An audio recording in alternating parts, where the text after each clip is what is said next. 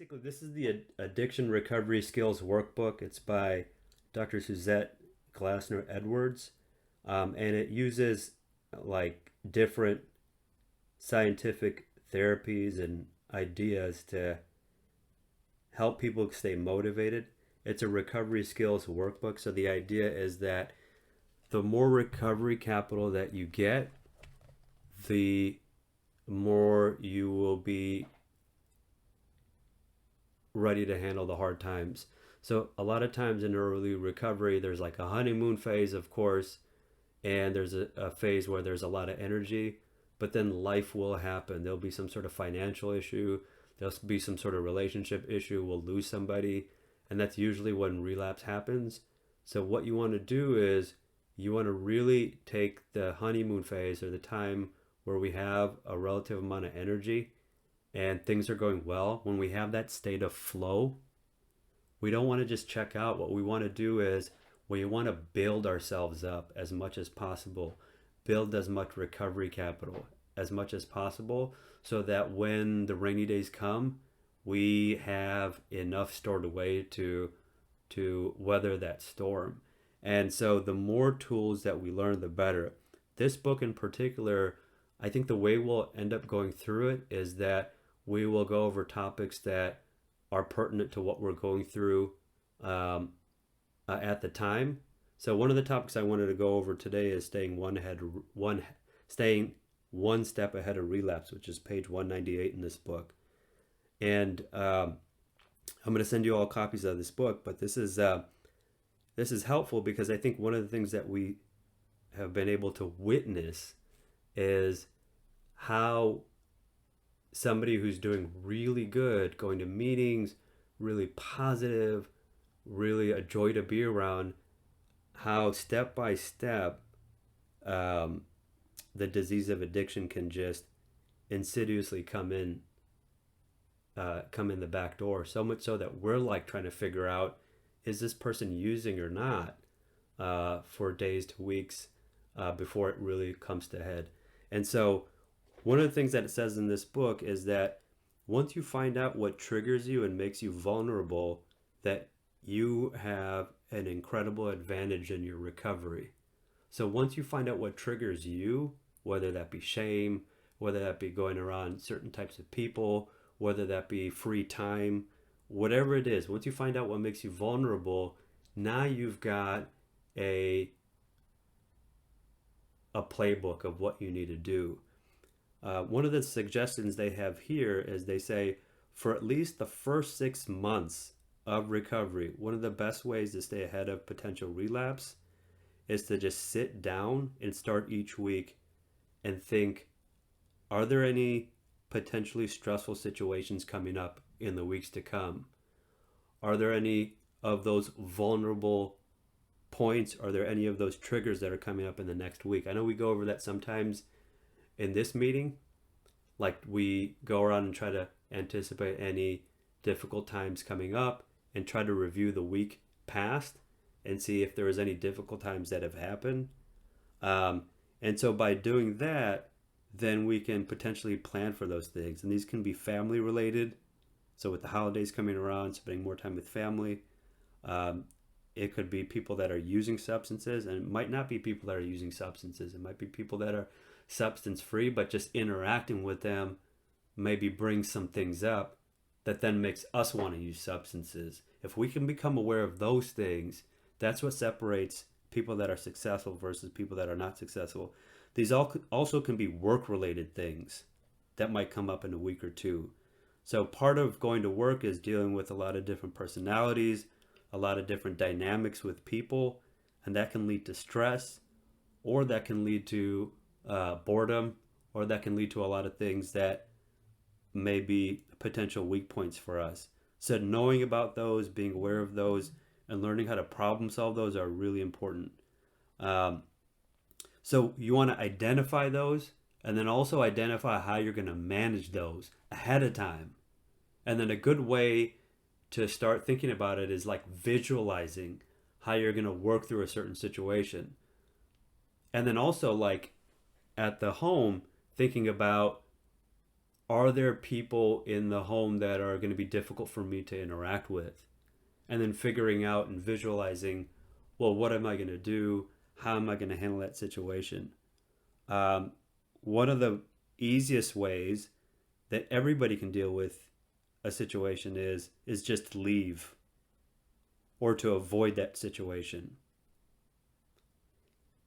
If that's not possible, what you can do, another really great way is to partner with somebody who can be a sober companion.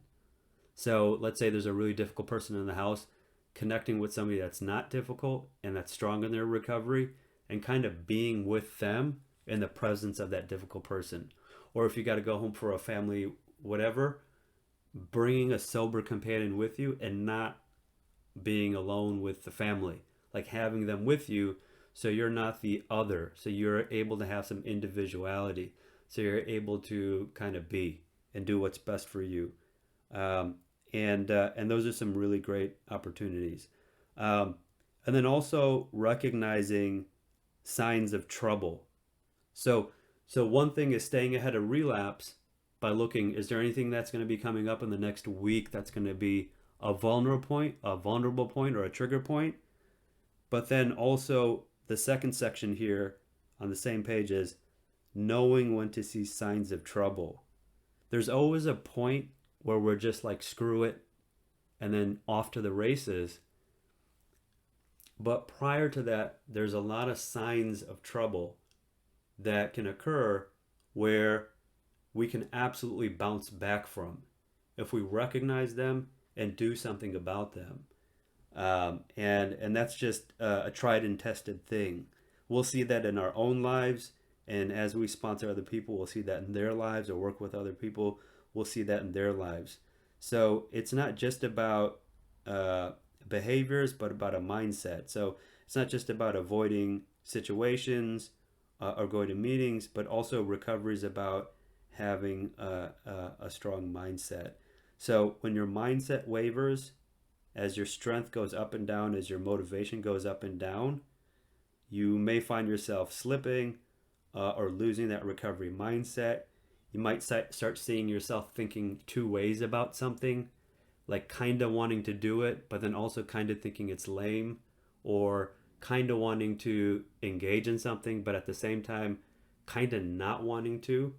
And when we say like recovery mindset versus a using mindset, like all of those types of behaviors that we saw, like isolating or um, kind of minimizing or ridiculing recovery behaviors, like holding people accountable, being a stickler for the rules, as opposed to conceptualizing it as being structured.